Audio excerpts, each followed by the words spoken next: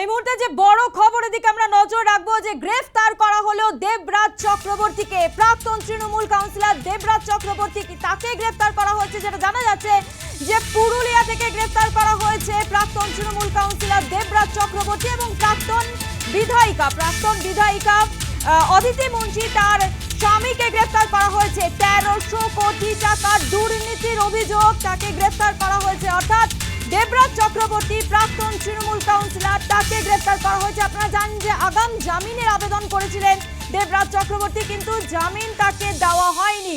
পুরুলিয়া থেকে গ্রেফতার করা হয়েছে প্রাক্তন তৃণমূল কাউন্সিলর দেবরাজ চক্রবর্তীকে।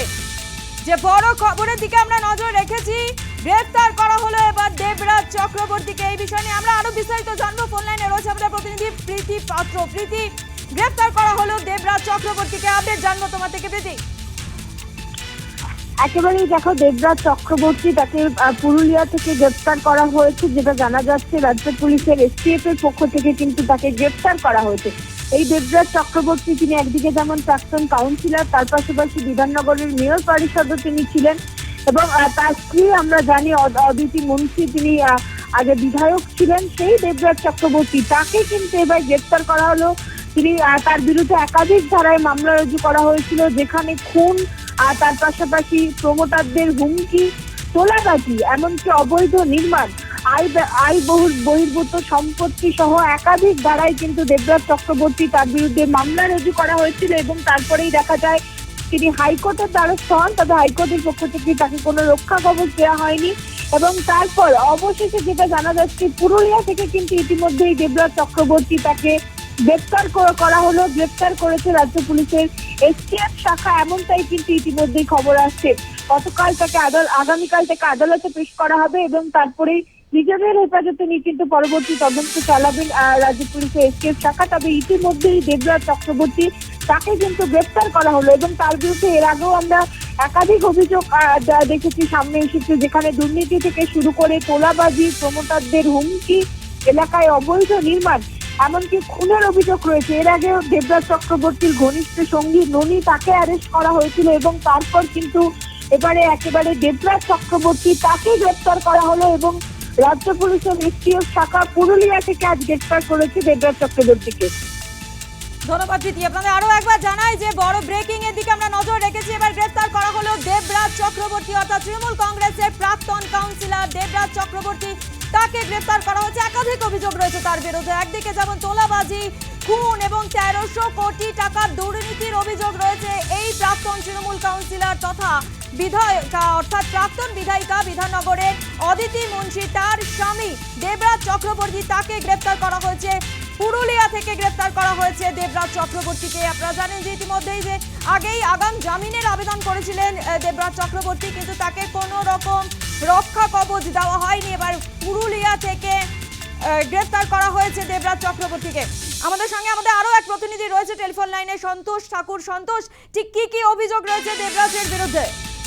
দেখো, দেবরাজের বিরুদ্ধে যে প্রথম অভিযোগ কি 1300 কোটি টাকার তিনি মালিক, এবং হঠাৎ করে একজন কাউন্সিলর বা মেয়র পরিষদ কি করে 1300 কোটি টাকার মালিক হয়ে যান। পাশাপাশি তরুণজ্যোতি তিওয়ারি, যিনি রাজহাট গোপালপুরের যিনি বিজেপি বিধায়ক, তিনি এই এলিগেশন প্রথম করেছিলেন তার বিরুদ্ধে, দেবরাজের বিরুদ্ধে, যে সময় নির্বাচন চলাকালীন সেইখানে তিনি জানিয়েছিলেন 1300 কোটি টাকা তিনি ইললিগাল ভাবে তিনি ইনকাম করেছেন। কি কারণে? বিভিন্ন জায়গায় তিনি প্রমোটিং করেছেন, যে বেআইনি নির্মাণ করেছেন, পাশাপাশি বিভিন্ন লোকজনকে হুমকি এবং একটা খুনের মামলাও তার উপরে রিজু করা হয়েছে। অর্থাৎ দেবরাজ চক্রবর্তীর বিরুদ্ধে 1300 কোটি টাকার পাশাপাশি একটি খুনের মামলাও করা হয়েছে। এই তরুণজ্যোতি তিওয়ারি তিনি করেছিলেন মামলা। পাশাপাশি তোমাকে জানাবো, একাধিক বেআইনি নির্মাণ, তার সত্ত্বে একাধিক লোকজনকে হুমকি চুমকি, দখল করা, বিভিন্ন জমি, সরকারি জমি দখল করা, একাধিক অভিযোগ, যে ক্ষেত্রে তাকে গ্রেফতার করা হয়েছে। বেঙ্গল এসটিএফ তাকে গ্রেফতার করেছে ঝাড়খণ্ড থেকে, এবং ঝাড়খণ্ডে আজ তাকে গ্রেফতার করা হয়েছে।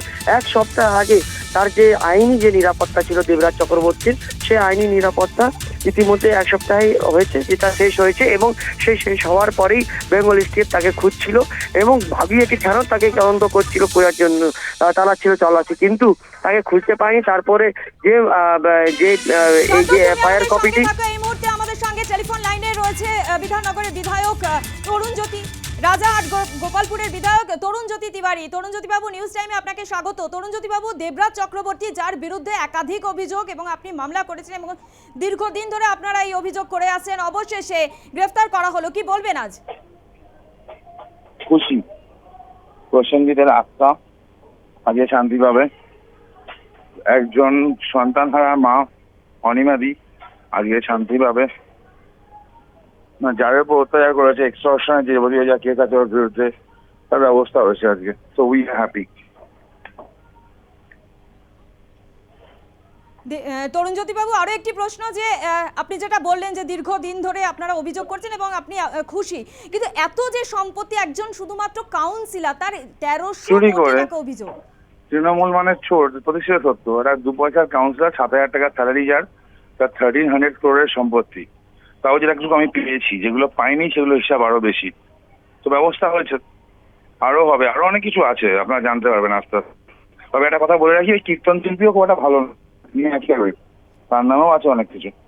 তরুণজ্যোতি বাবু, এই প্রশাসনের এই পদক্ষেপ কিভাবে দেখছেন? না, প্রশাসনের আমি এই মানে পদক্ষেপ, হ্যাপি। রাজ্যে আইনের শাসন এসছে, এটাই প্রমাণ হচ্ছে। বেশ, ধন্যবাদ আপনাকে।